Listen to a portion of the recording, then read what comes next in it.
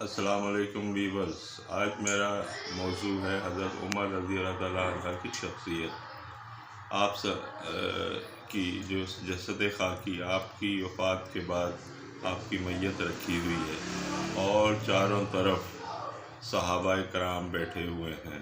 اتنے میں ایک شخص حضرت عباس کہتے ہیں، ایک شخص آتے ہیں اور پیچھے سے میری کندھوں پر دونوں کونیاں رکھ کر حضرت عمر رضی اللہ تعالیٰ عنہ کی شخصیت کے بارے میں جو کہتے ہیں وہ یہ کہ آپ کے دور حکومت میں امیر المومنین مسلمانوں نے بہت عروج پایا اور اسلام کی سرحدیں 22 لاکھ مربع میل تک پھیل گئیں، اور آپ کے دور میں 2 سپر پاورز اس زمانے کی پرشین اور رومن امپائرز مسلمانوں نے گرا دی۔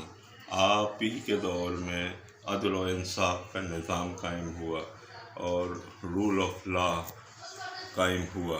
آپ ہی کے دور میں فوج کا نظام، آپ نے فوج کا باقاعدہ ایک نظام جو بیرونی مداخلت کو روکنے کے لیے فوج کی تنخواہیں مقرر کرنا اور باقاعدہ فوج کا ایک نظام بنایا۔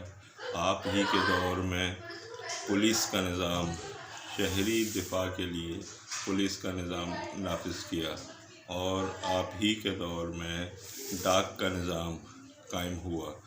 تو تمام ایک جو مکمل اسلامی ریاست کا نقشہ آپ کے دور حکومت میں قائم ہوا۔ آپ کی شخصیت، آپ کی فہم و فراست، آپ کی مینجمنٹ، آپ کی جو ویژن تھا آپ کا، اس کی وجہ سے مسلمانوں کو اتنا عروج ملا۔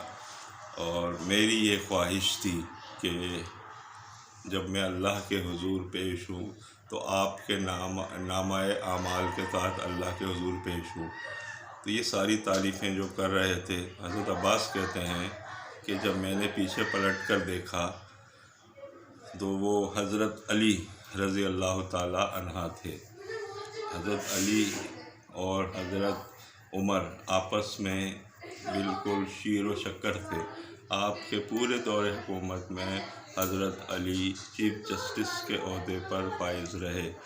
آپ ہی کے دور میں حضرت عمر رضی اللہ تعالیٰ عنہ ہر کام حضرت علی ہی کے مشورے سے کیا کرتے تھے، اور آپ ہر معاملے میں حضرت علی سے مشورہ ضروری سمجھا کرتے تھے۔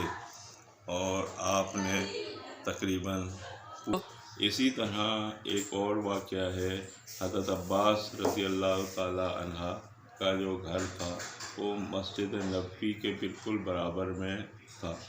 تو جب امیر المومنین حضرت عمر رضی اللہ تعالیٰ عنہ کا دور تھا تو کچھ نمازیوں نے آ کے حضرت عمر سے شکایت کی کہ ہم جب مسجد نبوی نماز پڑھنے آتے ہیں تو آپ کے چھت سے جو پرنالہ لگا ہوا ہے اس میں سے پانی گرتا ہے اور ہمارے کپڑوں پر آتا ہے۔ تو حضرت عمر رضی اللہ تعالیٰ عنہ نے حکم دیا کہ اس پرنالے کو ہٹا دیا جائے، تو وہ پرنالہ ہٹا دیا گیا۔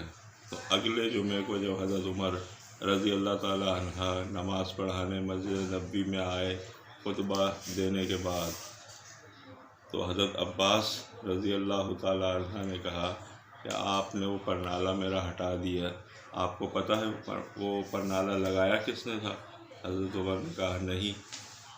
تو حضرت عباس رضی اللہ تعالیٰ عنہ نے کہا کہ میری چھت سے پانی جمع ہو جایا کرتا تھا، تو حضرت محمد صلی اللہ علیہ وآلہ وسلم سے میں نے کہا تو آپ صلی اللہ علیہ وسلم نے مجھے کہا کہ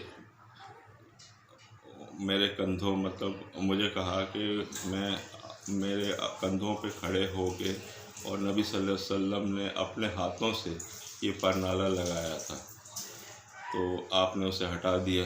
تو اتنے میں حضرت عمر نے کہا کہ کیا یہ آپ کا اس بات پہ کوئی گواہ ہے؟ تو حضرت عمر نے کہا، حضرت عباس رضی اللہ تعالیٰ عنہ نے کہا ہاں، یہ ابو ہریرہ بیٹھے ہیں، ان سے پوچھیں۔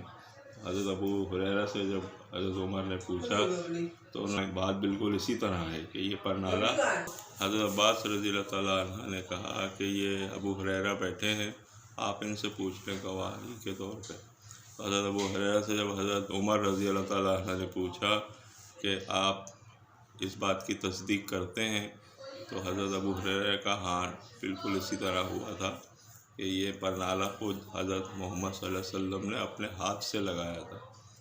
تو اس پر پھر حضرت عمر رضی اللہ تعالیٰ عنہ نے حضرت عباس کو لیا اور ان کے مکان کے نیچے آئے اور خود کھڑے ہوئے نیچے، کہنا تم میرے کندھوں پہ کھڑے ہو گئے اور یہ پرنالہ وہیں پر لگاؤ جہاں پہ نبی صلی اللہ علیہ وسلم نے لگایا تھا۔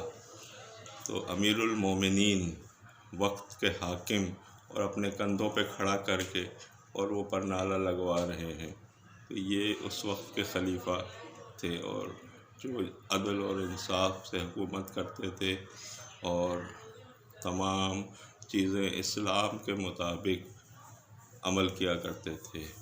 آخر دعوانا الحمدللہ رب العالمین۔